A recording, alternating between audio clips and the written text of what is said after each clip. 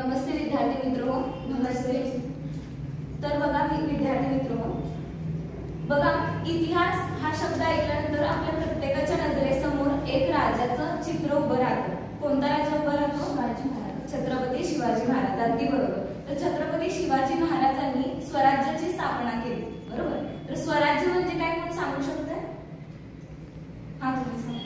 स्वराज्य म्हणजे स्वतःचं राज्य, जिथं लोकशाही चालली जाते, लोकांच्या अनुसार आपलं जे आहे ते राज्य. बरोबर, अगदी बरोबर. स्वराज्य म्हणजे काय? स्वतः निर्माण केलेलं राज्य. आणि छत्रपती शिवाजी महाराजांच्या राज्यामध्ये स्त्रियांचा आदर हे त्याच्यामधलं एक महत्त्वाची घटना होती. म्हणजे स्त्रियांचा आदर केला जायचा, कोणावरती गुलामगिरी तिथं चालली जात नव्हती, बरोबर. तर त्यामध्ये वेगवेगळे छत्रपती शिवाजी महाराजांनी स्वराज्याची निर्मिती केली. राज्याभिषेकानंतर त्यांनी स्वराज्य उभं केलं, बरोबर. मग यामध्ये महाराष्ट्रातले रत्नागिरी असू दे, सिंधुदुर्ग असू दे, कोल्हापूर असू दे, कोकण असू दे, या सगळ्या, सातारा असू दे, या सगळ्या जिल्ह्यांचा समावेश आहे.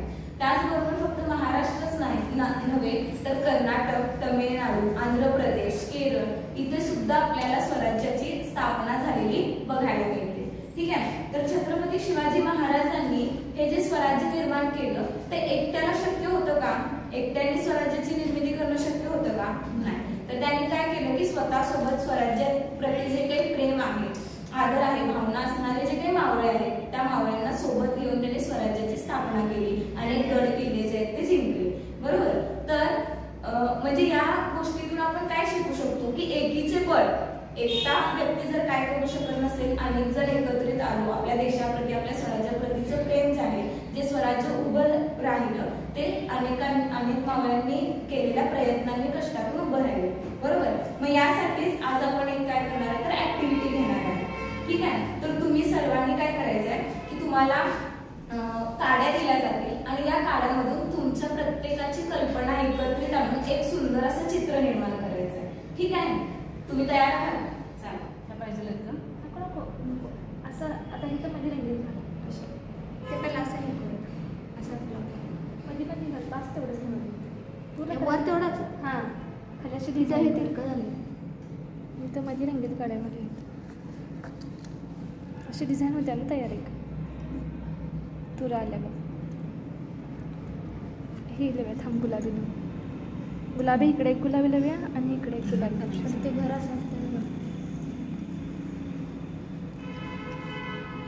डिझाईन झाली तयार.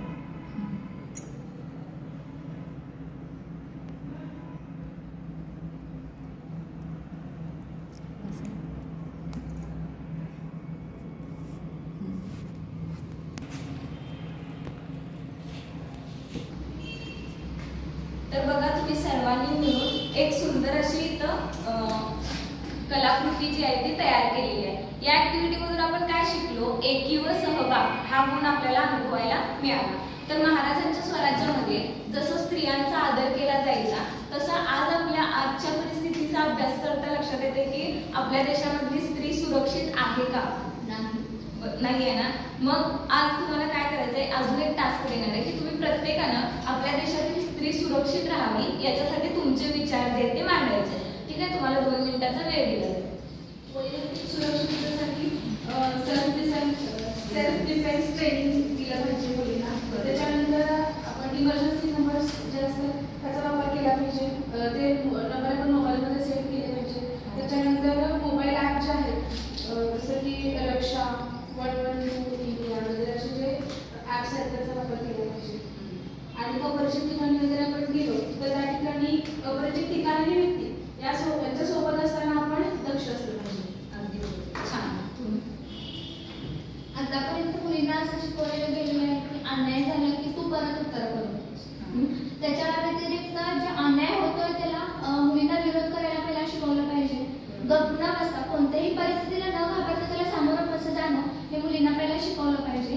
त्यानंतर समाजाचा मुलींच्याकडे पाहण्याचा दृष्टिकोन हा आपण बदलायला पाहिजे. तो कशातून तर वेगवेगळे व्याख्याने आयोजन करून एक मर्दाने मुलींचा असे खेळला पाहिजे की मुलीही कशात कमी नाहीत मुलांपेक्षा. आता प्रत्येक परिस्थितीमध्ये मुली मुलांच्या सोबत आहेत, पण ते आपण ऍक्टिव्हिटीनुसार दाखवलं पाहिजे. अजूनही अशी समाजात प्रगती झालेली नाही आहे की मुलींना दुय्यम स्थानच लेखलं जातं की मुलीने रात्रीच बाहेर पडायचं नाही, मुलीने असं करायचं नाही, मुलीने तसं करायचं, पण तो त्यांचा वैयक्तिक प्रश्न आहे की मुलींनी कसं वागावं, हा समाजाचा दृष्टिकोन बदलला पाहिजे असं मला वाटतं.